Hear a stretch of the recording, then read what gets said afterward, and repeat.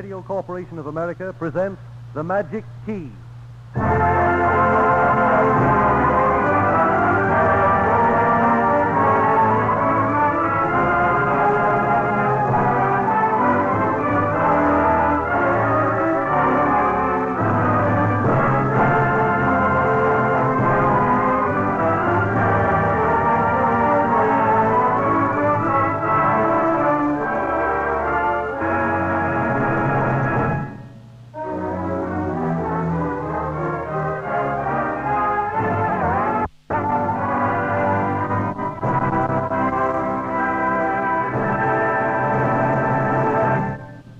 Universal Radio Service of the Radio Corporation of America, the Magic Key of RCA turns to present an hour of entertainment featuring the distinguished star of stage, screen, and radio, Leslie Howard, enacting in Hollywood a scene from the famous play Justice by John Galsworthy, a special springtime round-the-world cruise by radio, Doris Doe, charming young mezzo-soprano of the Metropolitan Opera, the exotic Hawaiian music of the Bina Mossman Glee Club singing for you from Honolulu, and Frank Black and the NBC Symphony Orchestra playing first the familiar overture to Mozart's opera buffa, The Marriage of Figaro.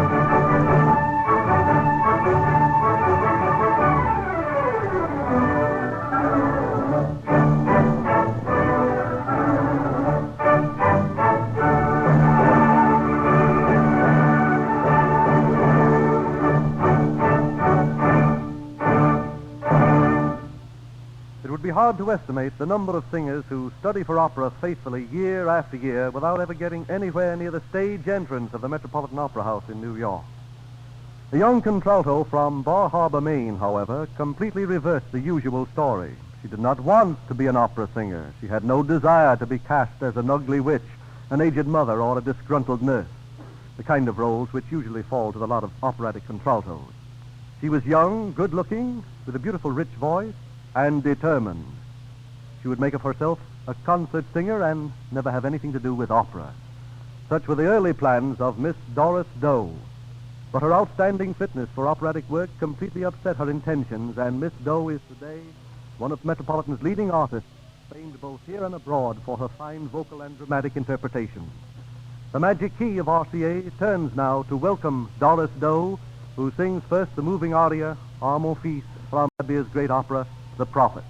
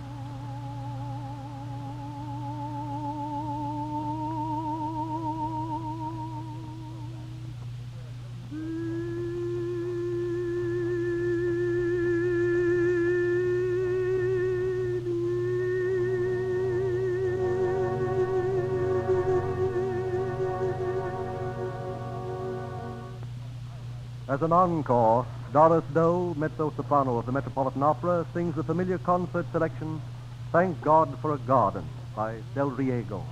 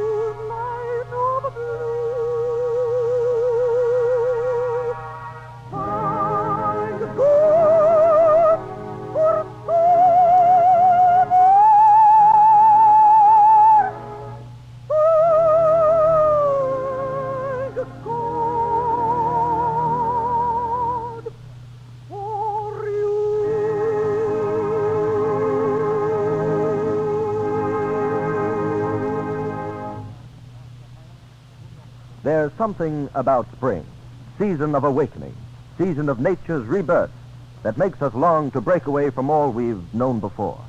We are filled, most of us, with wanderlust, a great yearning to travel, to visit foreign lands, see strange people, come in contact with entirely different worlds. And so, in the springtime, trains speed across the continent, extra section after extra section. Planes whirl through the sky, and great liners majestically sail from port with gay throngs crowding them to the rails. But you don't need a train, a plane, nor an ocean liner to take a real deluxe spring cruise. Today, through the magic of the Magic Key of RCA, we're about to visit not just one foreign land, but all around the world. It's an armchair tour. No luggage to pack, no passports to get, and you don't even need any money. Are you ready?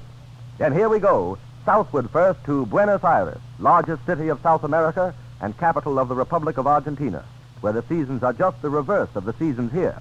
It is now fall in Buenos Aires, with the cold, rainy months yet to come.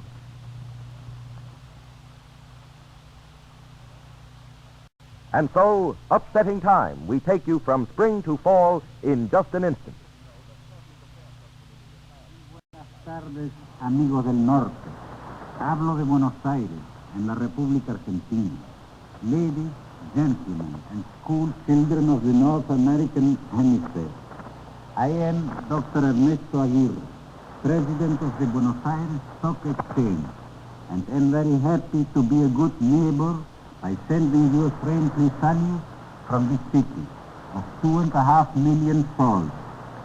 It is now 15 minutes after 3 o'clock in Buenos Aires, a beautiful afternoon in early fall. The birds are flying north to warmer climates. The children have returned to school.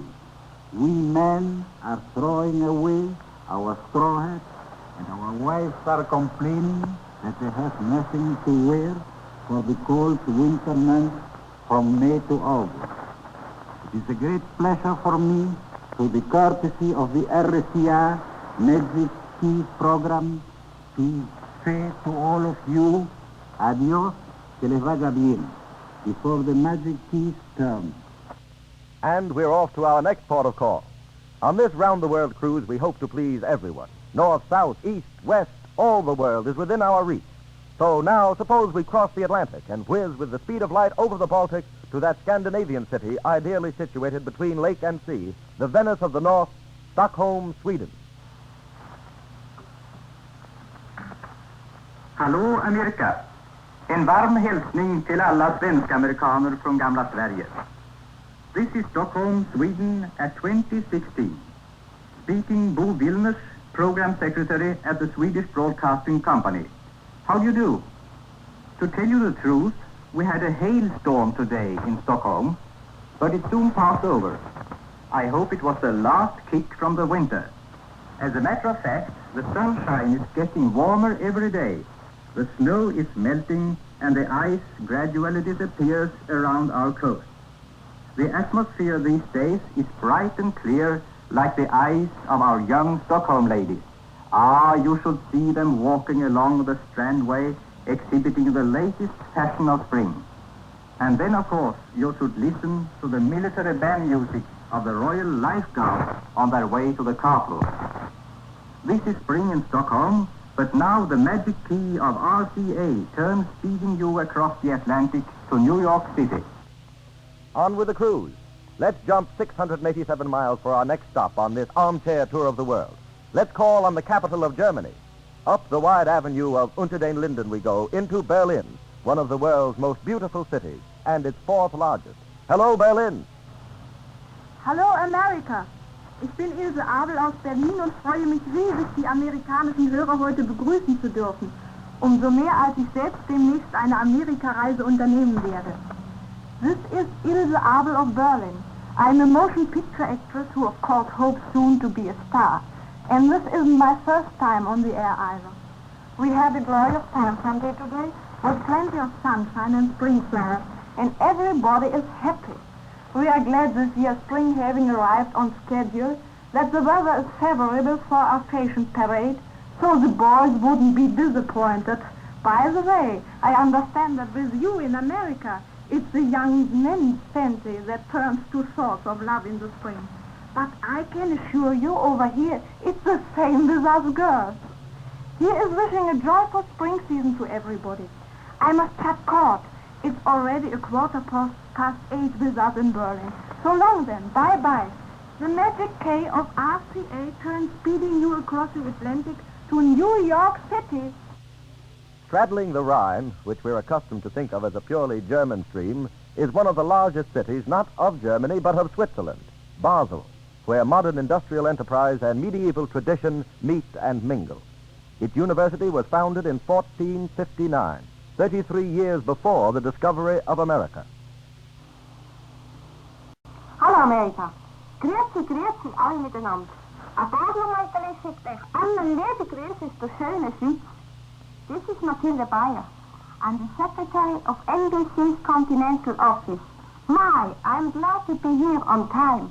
I almost missed this broadcast, having started out for a mountain hike this morning with some friends.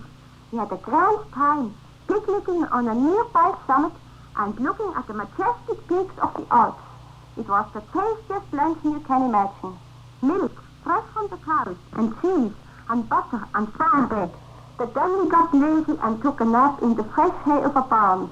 And if it hadn't been for the cows meowing all the time, and for the dairy yodeling, I might have fallen sound asleep. Fortunately, I did wake up in time to catch the train back to Bartels. But I guess my time is over. It is now 20 minutes past 8 in the evening with us, so I must say goodbye to you, and I'll say it in Swiss. Wiedermorgen. The Magic Key of RCA turns speeding you across the Atlantic to New York City. The latest thing from Paris. Oh, this is the true Parisienne chic, madame. Well, that particular Easter chant we hear every year around this time. Suppose we take you straight to the center of it all, Paris, the city of light and fashion center of the universe. Hello, America. And here is the brightest light of Paris, glamorous YVONNE Printemps, with the name and voice of springtime. What could be gayer than greetings from Paris on this spring day by Mademoiselle Printemps? Bonjour tout le monde. C'est YVONNE Printemps qui dit hello everybody. If Paris were not so beautiful in springtime, I might say I wish I were an American again.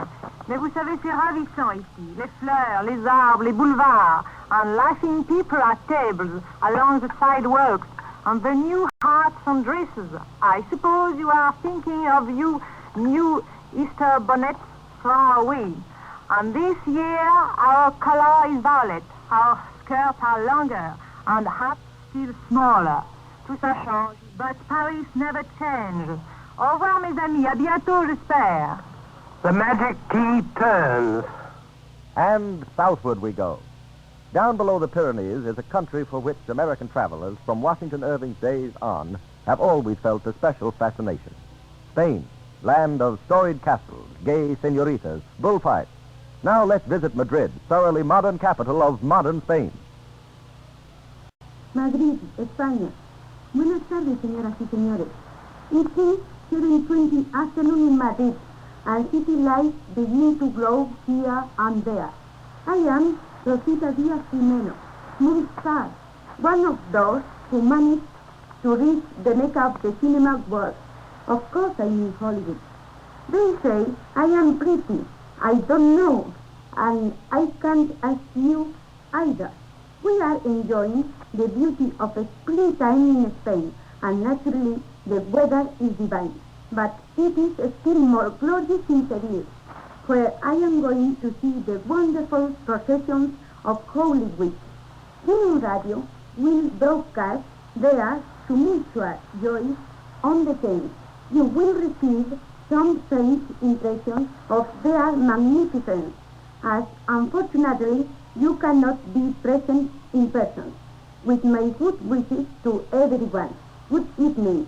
The Magic Key of RCA turns speeding you across the Atlantic to New York City. And now for a long, long hop. Ever since Marco Polo brought back his fascinatingly interesting stories of the Orient, Occidental minds have felt the lure of these exotic lands. Teak and spices, strange music, yellow rivers, and brooding over it all, the spell of the East. On a low-lying estuary of the river Mae Nam in the country of Siam is the capital city, Bangkok. From New York eastward to Bangkok, it's 28 days by fast boat and rail. Yet we'll attempt to take you there in less than that number of seconds.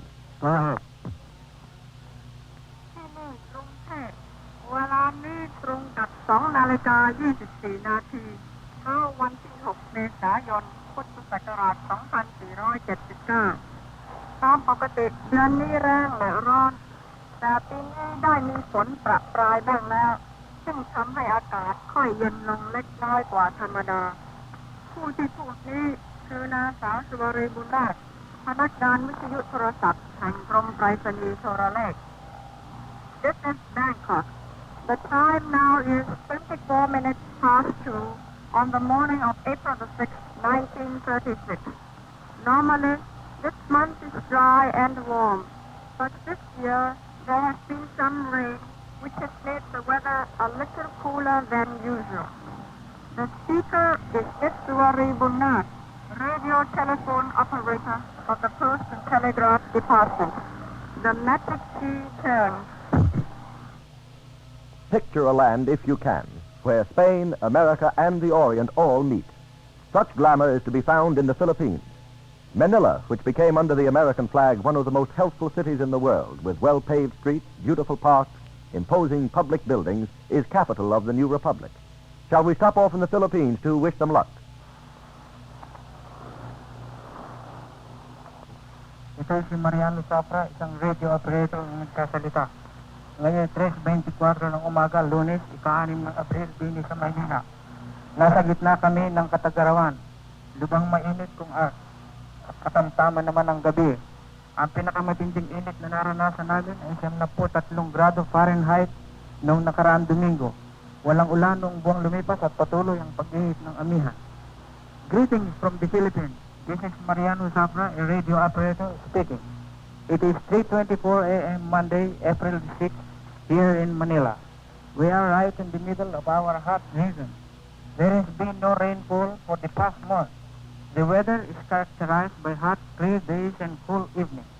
A maximum temperature of 93 degrees Fahrenheit was recorded last week.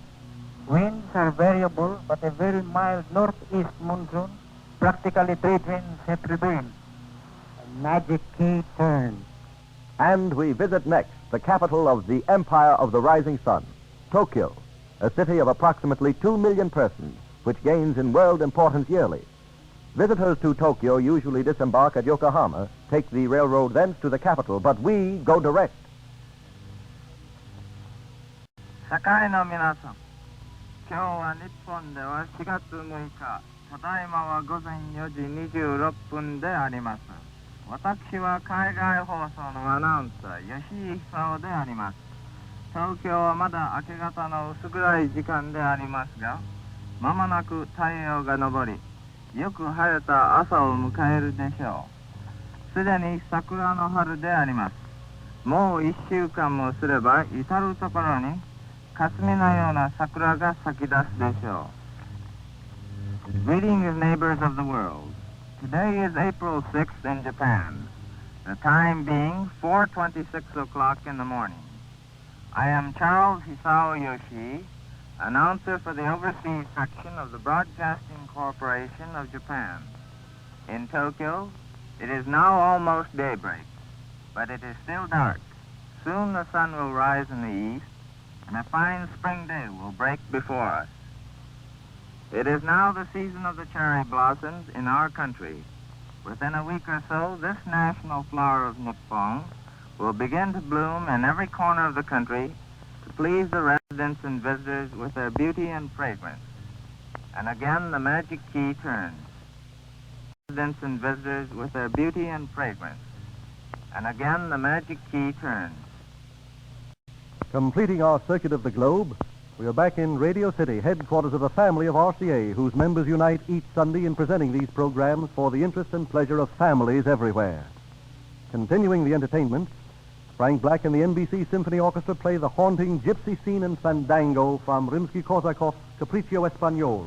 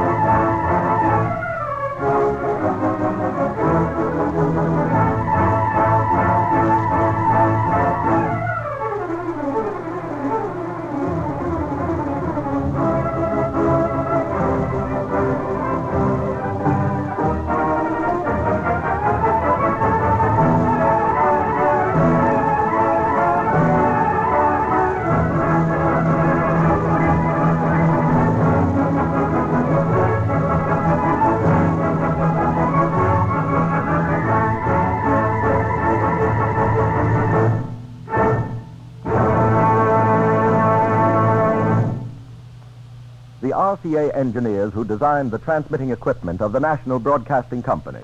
The RCA engineers who made possible the 30,000-mile round-the-world cruise by radio you heard a moment ago are the same engineers who created the new 1936 RCA Victor Magic Brain, Magic Eye metal tube radios. All the specialized skill and experience of these experts from the world's greatest storehouse of radio knowledge is built into these outstanding instruments. Yet they are no more expensive than ordinary radio sets. In fact, through the vast resources of the Radio Corporation of America, RCA Victor has been able to bring out two new models, the C819 and C820, both full-sized radio consoles with the Magic Brain, Magic Eye, RCA metal tubes, and a 12-inch dynamic speaker, priced as low as $89.95 at the factory. That's almost $30 less than you previously had to pay for an RCA Victor with these exclusive features. And there are many other fine RCA Victor radios for even less. In fact, beginning at $19.95 FOB Camden, New Jersey. Why not visit your RCA Victor dealer tomorrow? If you desire it, easy payments can be arranged.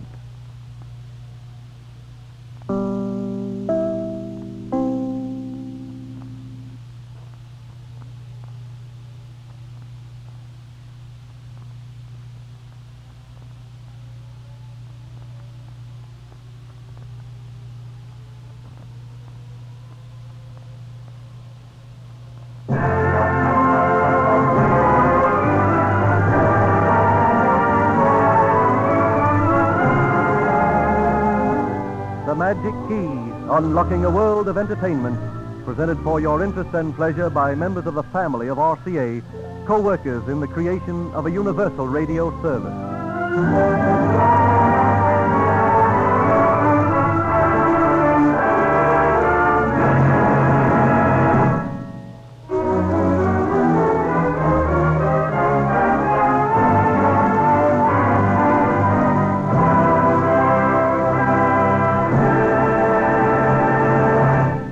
At this time, members of the family of RCA send greetings to the Organized Radio Service Engineers of America. We wish to compliment them on the splendid work they are doing in keeping 25 million radio sets conditioned to hear this season's fine radio programs at their best. A group of these organized servicemen are gathered in Minneapolis at this moment to exchange ideas and formulate ways and means as to how they can better serve their respective communities. Another group met last week in Chicago. And still another group will assemble in Galveston, Texas on May 24th. These men, skilled radio service engineers, conscientious in their endeavor to improve radio reception, are deserving of your utmost respect and confidence as they have RCA's respect and confidence.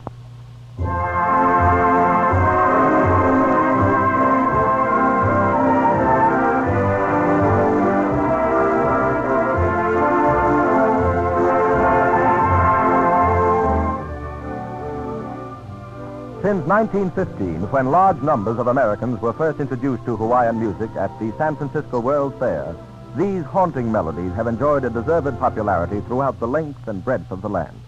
At once harmonious and exotic, the Hawaiians seem to have captured in song the essential spirit of their island.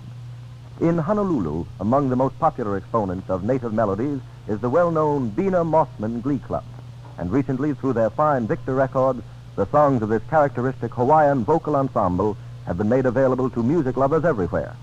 The Magic Key of RCA turns now to the Bina Mossman Glee Club, singing from Honolulu. Greetings from Hawaii as Honolulu's oldest and one of her most famous singing groups. Presents the Song of Oahu, Lei Ilima.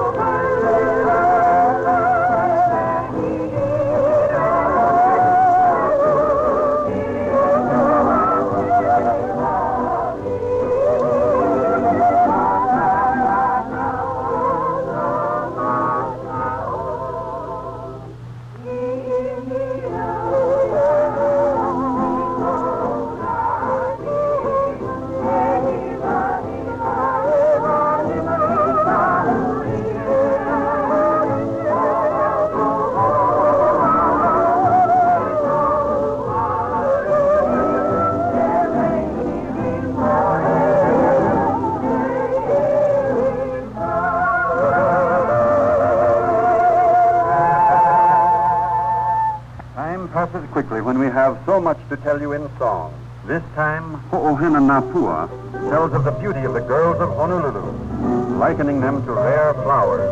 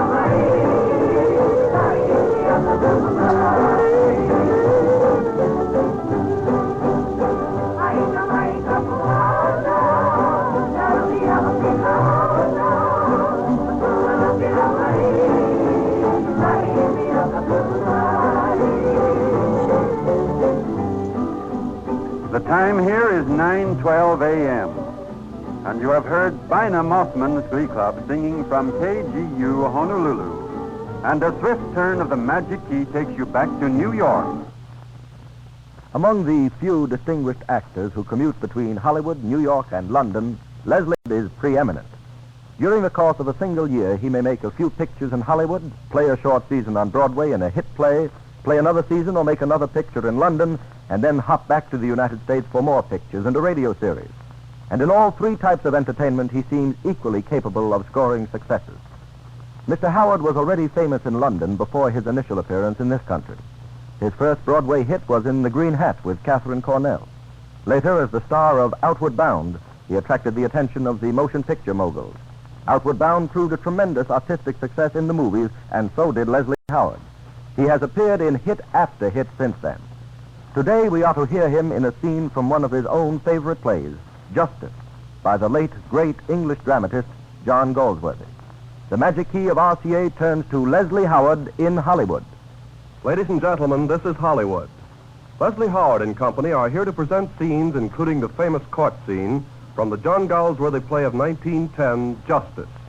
Mr. Howard is at present in Hollywood completing the Metro-Goldwyn-Mayer picture version of Shakespeare's Romeo and Juliet, in which he co-stars with Norma Shearer. Now, scenes from the play, Justice.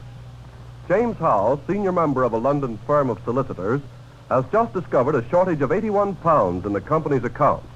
Accompanied by his son Walter, the elder Howe has entered the office of Robert Coxon, their managing clerk, to make inquiry relative to the evidently altered check.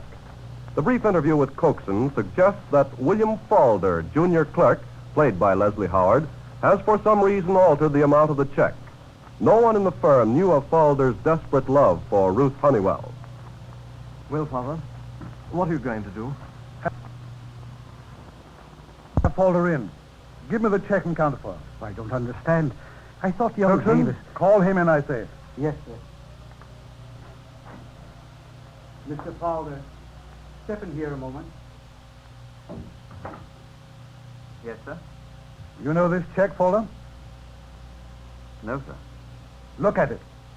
You cashed it last Friday week. Oh, yes, sir, that one. Davis gave it to me. I know, and you gave Davis the cash. Yes, sir. When Davis gave you the check, was it exactly like this? Yes, I think so, sir. You know that Mr. Walter drew that check for £9. No, sir, 90. 9, Falder. I don't understand, sir. The suggestion, of course, is the check was altered. Whether by you or by Davis is the question. Take your time. Take your time. Not by me, sir. It was cashed by you at 1:15. We've already talked with the cashier. He recollects it for the last check he handled before his lunch. Yes, sir. Davis gave it to me because some friends were giving him a farewell luncheon. Oh, you accuse Davis, then? I don't know, sir. It's very funny. Davis was not here again after that Saturday, was he? No, he sailed on the Monday. Was he, Falder? No, sir. Very well, then. How do you account for the fact that this naught was added to the 9 in the counterfoil on or after Tuesday? How's that? Out, I'm afraid, Cookson. The checkbook remained in Mr. Walter's pocket till he came back from Trenton on Tuesday morning, did it not? Yes, Father. In the face of this folder, do you still deny that you altered both check and counterfoil? No, sir. No, Mr. Howe. I did it, sir. I did it. Oh, dear, what a thing to do. I wanted the money so badly, sir. I didn't know what I was doing. However such a thing could have come into your I head. can't think so, really. It was just a minute of madness. A long minute, Folder. 4 days at least. Sir, I swear I didn't know what I was doing until afterwards. Then I hadn't pluck. Oh, sir, look over it. I'll pay the money back. I will, I promise. Go into your room. Yes, sir.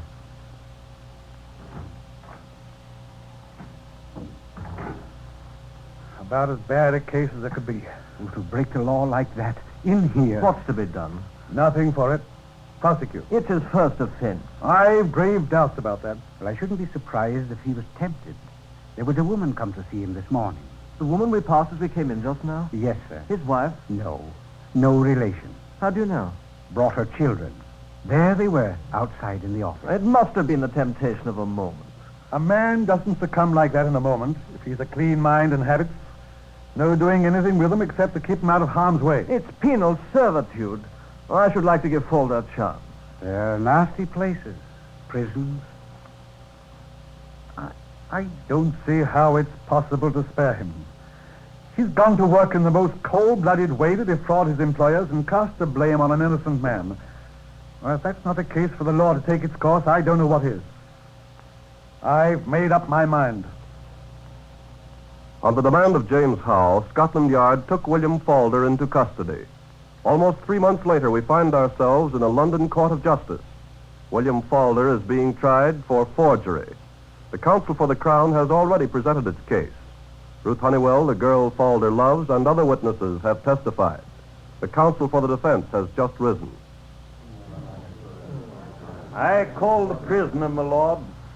Do you swear by Almighty God that the evidence you shall give the court and jury between our sovereign lord the king and the prisoner at the bar touching the matter in question shall be the truth, the whole truth, and nothing but the truth? So help you God. I do. Kiss the book. Seat yourself. What is your name? William Folder.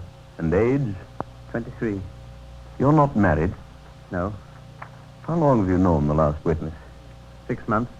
Is her account of the relationship between you a correct one? Yes, sir. You became devotedly attached to her, however. Yes. So you knew she was a married woman? I couldn't help it, Your Lordship. I love her. I'll always love her. Couldn't help it? I didn't seem able to. Mr. Folder, you admit altering this check? Yes. Carry your mind, please, to the morning of Friday, July 7th, and tell the jury just what happened. Well, I was having my breakfast when she came. Her dress was all torn. She was gasping and couldn't seem to get her breath at all. There were marks of his fingers round her throat. Her arm was bruised, and the blood had got into her eyes dreadfully. It frightened me. And then when she told me her husband had beaten her again, well, it was too much for me. If you'd seen it, having the feelings, sir, that I had, you'd have felt the same, I know. Yes. Go on. When she left me, because I had to go to the office, I was out of my senses for fear that he'd do it again, thinking what I could do. I couldn't work. All the morning I was like that. Simply couldn't fix my mind on anything. I couldn't think at all. I seemed to have to keep moving. Then Davis, the other clerk, gave me the check, and he said, "It'll do you good, Will, to have a run with this. You seem half off your chums this morning." Then when I had it in my hand, I don't know how it came, but it just flashed across me that if I put the TY and the naught, there would be the money to get her away. It just came and went. I never thought of it again. Then Davis went out to his luncheon, and I don't really remember what I did till I pushed the check through to the cashier under the rail. I remember his saying, "Gold or notes." Then I suppose I knew what I'd done. Anyway, when I got outside, I wanted to chuck myself under a bus. I wanted to throw the money away, but it seemed I was in for it. So I thought at any rate I'd save her. Of course, the tickets I took for the passage and the little I gave her soon been wasted. And all, except what I was obliged to spend myself, I've restored. I kept thinking over and over however it was I came to do it, and how I can't have it all again to do differently. How far is it from your office to the bank? No more than 50 yards, sir. And from the time Davis went out to lunch to the time you cashed the check, How long do you say it must have been? Well, it couldn't have been more than 4 minutes, because I ran all the way. And during those 4 minutes, you say you remember nothing? No, sir. Only that I ran. Not even adding the TY and the naught to the word 9 and the figure 9, making the check read 90 pounds? No, sir. I don't really. Thank you. That closes the evidence for the defense, my lord. Step down, please. If it please your lordship, gentlemen of the jury, if the evidence has not already convinced you that the prisoner committed this act in a moment when, to all practical intents and purposes, he was not responsible for his actions, a moment of temporary madness, then I am free to admit that nothing I can say will move you. It is impossible for you to doubt his distress on the morning when he committed this act. He was unquestionably strained to the breaking point, but he can be saved now. Imprison him as a criminal, and I affirm to you that he will be utterly lost.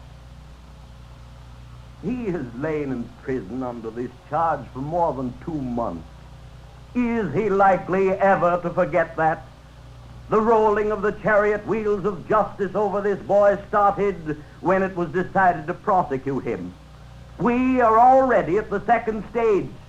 If you permitted to go on to the 3rd, I wouldn't give a farthing for it. May it please your lordship, gentlemen of the jury, the facts in this case are not disputed. The defense is so thin that I don't propose to waste the time of the court by taking you over the evidence. The plea is one of temporary insanity, for which I compliment my friend. I think it highly ingenious. I ask you, in short, for that verdict of guilty, which in the circumstances I regard you as unfortunately bound to record. That is all, my lord. Thank you, Mr. Cleaver. Gentlemen, you have heard the evidence and the comments on it. My only business is to make clear to you the issues you have to try. The facts are admitted so far as the alteration of this check and counterfoil by the prisoner. If you think that what you have heard establishes the fact that the prisoner was insane at the time of the forgery, you will find him guilty, but insane. If, on the other hand, you conclude from what you have seen and heard that the prisoner was sane and nothing short of insanity will count, you will find him guilty. You must not allow any consideration of age or temptation to weigh with you in the finding of your verdict. You may retire, gentlemen, if you wish. Perhaps you may not find it necessary to do so. Gentlemen, are you agreed on your verdict? We are. Is it guilty or guilty but insane? Guilty. Yes, that's just as it should be, I believe. Yes. Silence. Prisoner at the bar, you stand convicted of felony. Have you anything to say for yourself why the court should not give you judgment according to the law? No, nothing. I have nothing to say.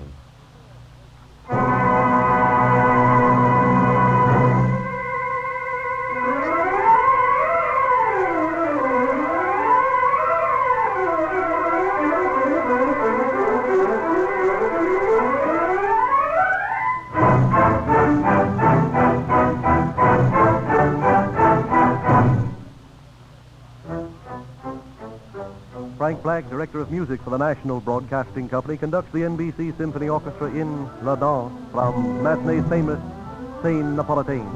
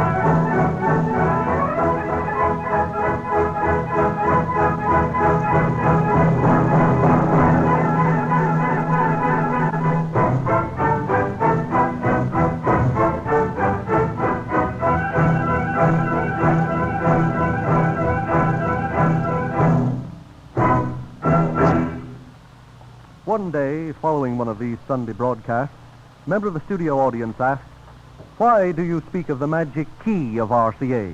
I understand that it is a symbol, but why particularly do you choose a key to represent the functions of RCA?"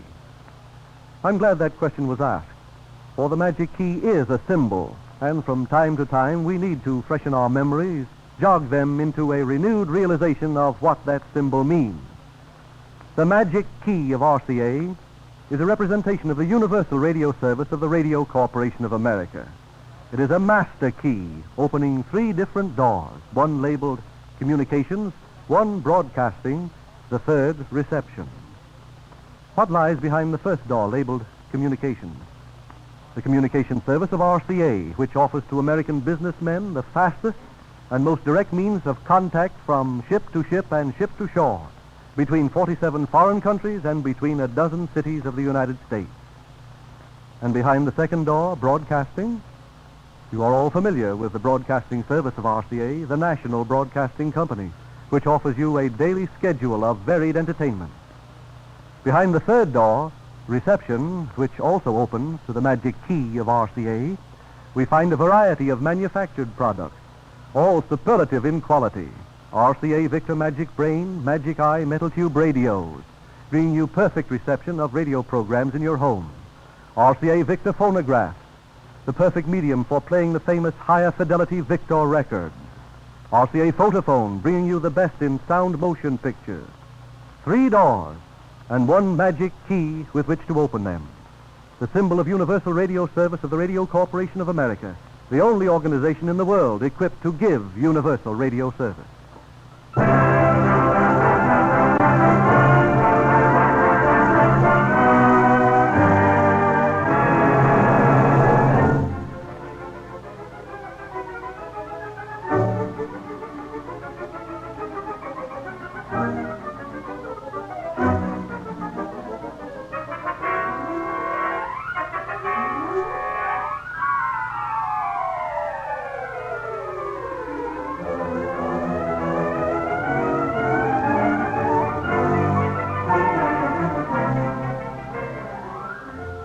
Members of the family of RCA take this opportunity to express sincere appreciation to Radio Stars magazine for presenting to this program its award for distinguished service to radio. We cordially invite you to be with us next Sunday when the Magic Key will turn again and members of the family of RCA present the world-famous Philadelphia Orchestra under its distinguished conductor Leopold Stokowski in an Easter symphonic program of exceptional interest.